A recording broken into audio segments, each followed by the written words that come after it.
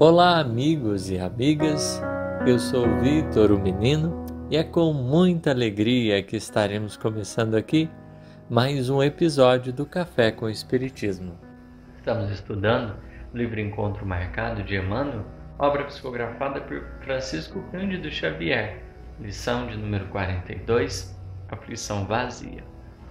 Para iniciar o episódio, nós iremos comentar um pouquinho sobre uma fala de Emmanuel. Ele diz o seguinte: a imaginação é o arquiteto da nossa casa mental. É uma frase simples, mas ela guarda em si mesma um grande fundamento, né? Um grande fundamento que, de certa forma, nós vamos perceber aqui explorado, de certa maneira, por Emmanuel, quando ele considera essa ansiedade a nuvem da imaginação que nos atormenta sem proveito. Então, nós, quando falamos da imaginação, a gente precisa ter em vista que vai muito além de imaginar unicórnios, imaginar aquele monte de coisas que, às vezes, na ambiência da mentalidade infantil, a gente percebe. É preciso aqui a gente lidar num outro patamar com imaginação. No livro Pensamento e Vida, Emmanuel nos traz que a mente, ela pode ser imaginada como um grande escritório, subdividido em diversas seções.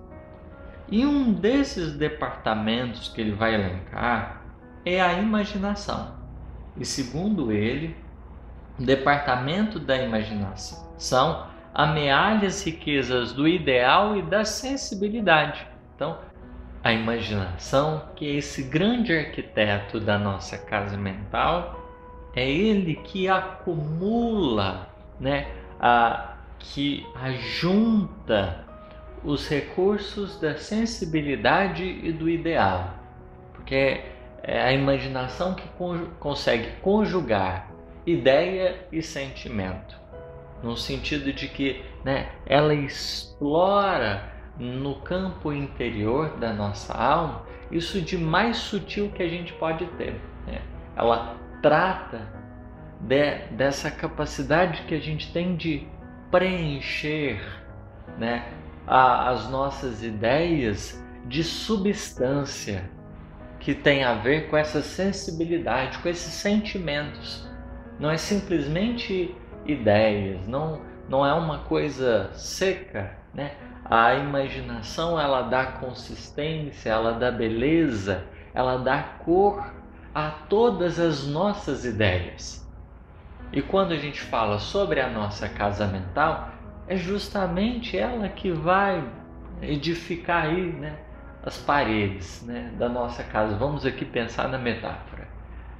É justamente a sensibilidade que vai colocar umas corzinhas nas paredes, que vai pensar na decoração, que vai começar a edificar os detalhes daquilo que a gente está arrumando, daquilo que a gente objetiva. Porque aonde a gente coloca como meta, aonde a gente direciona, a nossa vontade, a imaginação, ela vai preenchendo o caminho. Ela vai dando consistência ao caminho que a gente idealizou, que a gente se propôs. Ela vai colocando as cores, as tonalidades apropriadas, construindo, edificando aí os pormenores.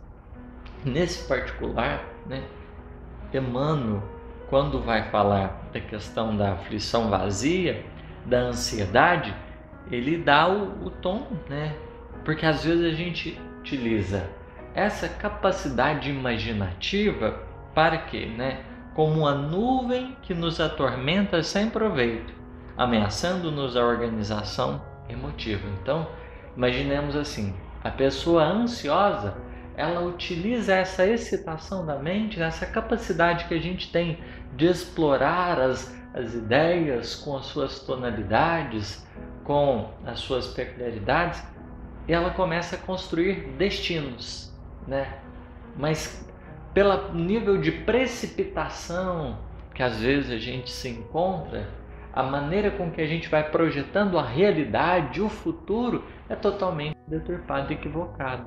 Então a gente consegue criar, né? A imaginação fala do futuro, dessa perspectiva de futuro.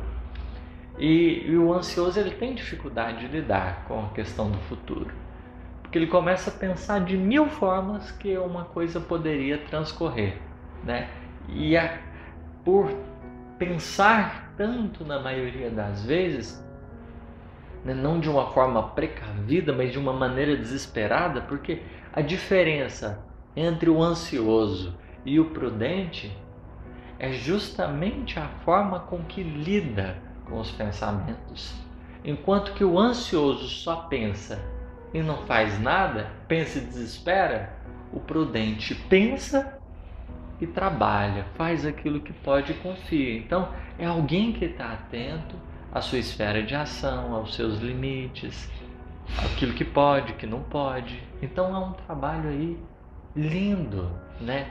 Que com a nossa imaginação a gente vai fazendo, mas que às vezes, por causa da ansiedade, a gente acaba tornando embaraçoso, fica nublado, porque o ansioso parece ele não consegue desfrutar de nada, tudo está nublado e ele vai perdendo um pouquinho da beleza da caminhada e o coração dele vai se depreciando, porque aquela pessoa que poderia, né, com a sua capacidade imaginativa, aliar a fé, né, essa confiança nos seus destinos futuros, na providência divina, poderia criar, tá?